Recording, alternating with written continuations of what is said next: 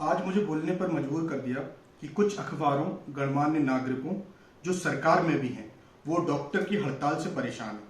कुछ ये भी कह रहे हैं रेप या मर्डर देश में पहली बार थोड़े ही हुआ है और डॉक्टरों का व्यवहार अच्छा नहीं है और जो उनकी मानसिकता है उसके हिसाब से समाज में भ्रांतियां फैला रहे हैं। मैं उनको बता देना चाहता हूं, ये जो प्रोटेस्ट हुआ था बंगाल की उस मेडिकल कॉलेज की घटना को लेकर, ये सच है, लेकिन वो किसी की बहन और बेटी भी थी।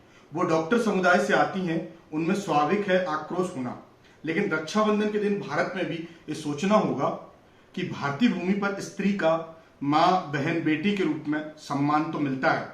भारतीय संस्कृति के हिसाब से देवी के रूप में पूजा जाता है। इस समाज में इस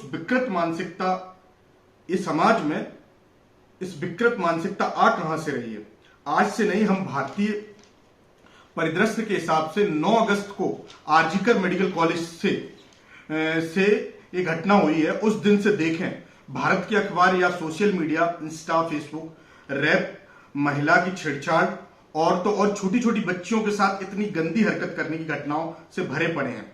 आप बेंगलोर, झारखंड, मध्य प्रदेश, हरियाणा, रोहतक, छत्तीसगढ़, राजस्थान, मुरादाबाद, उत्तर प्रदेश, उत्तराखंड, भारत के विभिन्न राज्यों की घटनाओं की संख्या भी देखें तो आपको अखबार भरे पड़े हैं। भारत की एक संस्था से सर्वे करा लें, 9 अगस्त से आज 19 अगस्त तक महिलाओं से दरिंदगी का पूरा डाटा मिल जाएगा।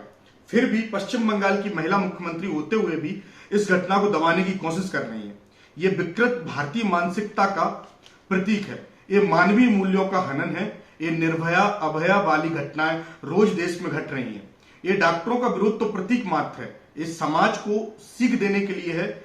ये समाज की हर बहन बेटी के लिए है। अत्याचार, दुराचार न हो सके, न हो उसके लिए है। हमारी न्यायिक प्रणाली पर मैं सवाल उठाना नहीं चाहता, लेकिन अगर इतना सशक्त प्रावधान होते तो क्या ऐसी मानसिकता वाले लोगों की हिम्मत होती? सोचो, आज सोशल मीडिया के जमाने में लोगों की इतनी हिम्मत है। आज से 20-25 साल पहले ये घटनाएं आसानी से दबा दी जाती होंगी। भारतीय समाज के हर तबके को आज खड़े होना चाहिए और महिला सशक्तिकरण की इतनी बातें भारत की जाती हैं, उनकी सुरक्षा प्रथम होनी चाहिए। आज सभी हिंदुस्तानियों को रक्षाबंधन के दिन ये प्रण लेना चाहिए कि हम मांग करें सशक्त कानून, ताकि ये विकृत मानसिकता पनप ना सके।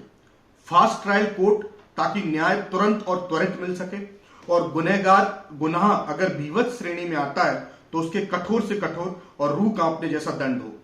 सेंट्रल डॉक्टर प्रोटेक्शन एक्ट की मांग मैं इसलिए करूंगा क्योंकि भारतीय डॉक्टरों को जो परेशानियां हो रही हैं, जो उन पे हमले हो रहे हैं, उनके लिए सेंट्रल डॉक्टर प्रोटेक्शन एक्ट जरूरी है। और मैं खुद एक डॉक्टर हूं तो मैं इस भावना को समझ सकता हूं। आज मैं यही आशा करता हूं, ये डॉक्टरों की लड़ाई नहीं, हमारे समाज में फैली विकृत मानसिकता के खिलाफ है। इसलिए सब खड़े हों, सब साथ दो और इस मानसिकता को उखाड़ फेंको। मैंने ये सब पॉइंट्स लिखकर इसलिए बयां किए हैं ताकि समाज में ये पता चल सके कि ये मूवमेंट जो हो रहा है वो सिर्फ डॉक्टरों के लिए नहीं है, वो हर उस बेटी के लिए है, हर उस बहन और माता के लिए है जिसके लिए एक दरिंदगी जैसी घटनाएं हो रही हैं, जो हमारे समाज की संस्कृति और मानसिकता के खिलाफ है। जहां महिला पर कुछ भी दुराचार होने के कारण महाभारत और रामायण जैसे युद्ध, बड़े बड़े युद्ध घट जाते हैं, वहां एक विकृत मानसिकता पनप कैसे रही है, उसको हमको जल्द से जल्द समाप्त करने की जरूरत है। इसमें माननीय उच्चतम न्यायालय, सर्वोच्च न्यायालय अपने खुद संज्ञान लें और इस विकृत मानसिकता को पूरी तरीके से देश से खत्म करने की कोशिश करें और इसके प्रति कठोरतम दंड प्रणाली लागू करने की कोशिश करें। जय हिंद।